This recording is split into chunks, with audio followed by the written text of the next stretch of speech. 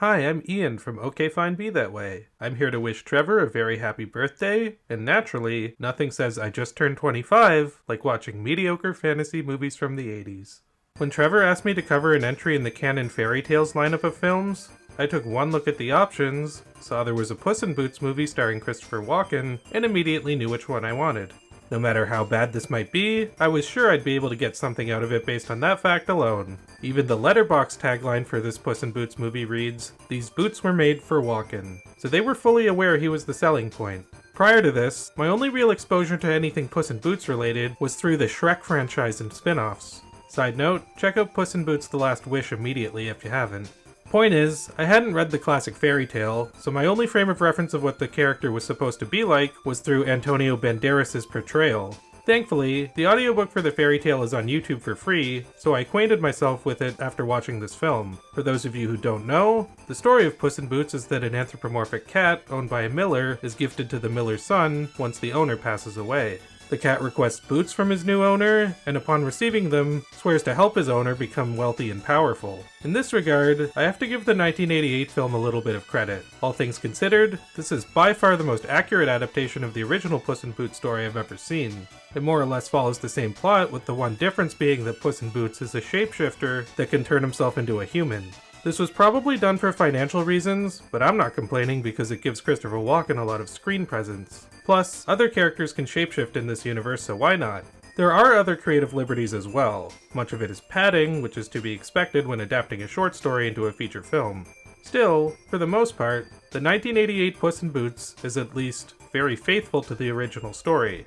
The Puss in Boots from the Shrek movies basically shares no similarities to this story, aside from him meeting an ogre, I guess. Therefore, it's pretty easy to look at the 80s adaptation independently of Shrek comparisons. Speaking of which, the main antagonist of this film is an ogre that can shapeshift into various animals. This ogre does appear in the original Puss in Boots story, but only at the end during the climax. He occasionally appears throughout the film, I suppose to establish the stakes and, as I alluded to earlier, pad out the runtime. The actor playing the ogre does give a hilariously hammy performance though, even if the scenes he appears in are mostly pointless. I gotta say, for the first 30 minutes, I was kind of into this movie. It wasn't great by any means, but Christopher Walken had such an amazing energy that he was carrying the rest of the film easily. Since the first 30 minutes are almost exclusively following Puss and Corin, who is Puss's owner, I was able to kinda get into the dynamic between the two. Granted, the dialogue is corny and there are a lot of really bizarre scenes, but they are pretty hilariously awkward. How can you not love Christopher Walken prowling around like a cat and chasing birds? I'm actually kind of surprised scenes from this movie haven't resurfaced on the internet as memes, at least not as far as I'm aware. However, as the story continued and we started to get into the other characters more, I started to enjoy it less. The romance between Princess Vera and Corin is cliché, tripe, and boring, and unfortunately that becomes the focal point of the entire experience for a while. This makes any scene that Puss isn't in come across as kinda slow, which is unfortunate because he more or less becomes a secondary character in a movie named after him. Thankfully, the pacing does pick up again near the end when Puss goes to confront the ogre. A lot of movies fall apart by their third acts, but this one is a strange anomaly. It falls apart by its second, and picks up again near the end. Unfortunately, the second act really drags down the experience as a whole. Even the first and third acts are far from perfect in themselves, so I came out with pretty mixed feelings. Much like every other Canon Fairy Tales project, Puss in Boots is a musical featuring 9 different songs. Granted, 2 of the songs are reprises, but I'm gonna say that it has 9 to make it more cat-themed. Let me state that the score itself is really good. It's upbeat, whimsical, and really adds to the atmosphere and fantasy setting. The musical numbers, on the other hand, are all over the place. None of them are really that compelling lyrically, and a few of them hardly qualify as musical numbers at all. For example, the first quote-unquote song is called Prologue, and it's a 15-second chant that the peasants sing during the opening. I wouldn't even call this a musical number really, but it's listed in the credits as a song, so there you go.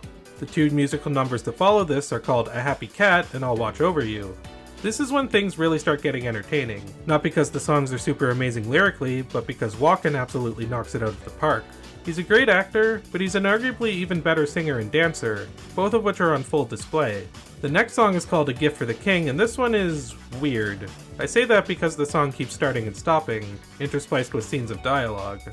I understand musical numbers do this occasionally, but this is stretched to the point where it completely ruins the flow. The next song is called Love at First Sight. The scene is weird because it's two internal monologues happening at the same time between Corin and Princess Vera. The only visuals they show during this number are the two exchanging awkward glances with each other, which makes it pretty uncomfortable.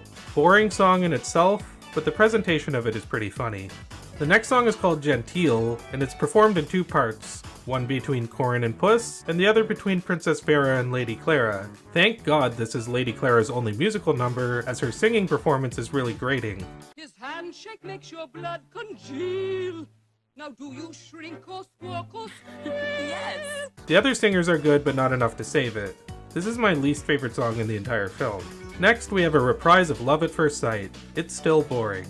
Yay! The next song is called You've Got to Stick Your Neck Out Now and Then. Finally, we have another really good one.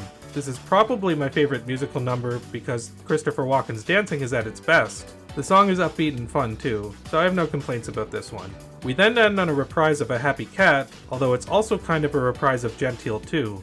Pretty good way to wrap up the movie, so I have no issues with this. Overall, the musical numbers are not really that well written, but they do have a lot of positive elements to them, mostly through Christopher Walken's talent. They make for some of the best scenes in the movie, but the songs without him make for some of the worst. They're the textbook definition of a mixed bag. The non-musical parts of this movie aren't that great either, mostly due to the really hokey dialogue and obvious padding. The acting from the supporting cast is also hit and miss. The Ogre and the King have some fun moments, but the women playing Princess Vera and Lady Clara can't act at all. I'm pretty sure they casted Vera on the actress's singing voice alone, and Clara, well, she's not even good at singing, so I don't have an explanation for that one. Even so, there are things to admire about this production. The score, as I've stated, is very solid, and the sets and costume design are really well done. Could I recommend this as a quality film? Not really. Could I recommend it as an interesting curiosity?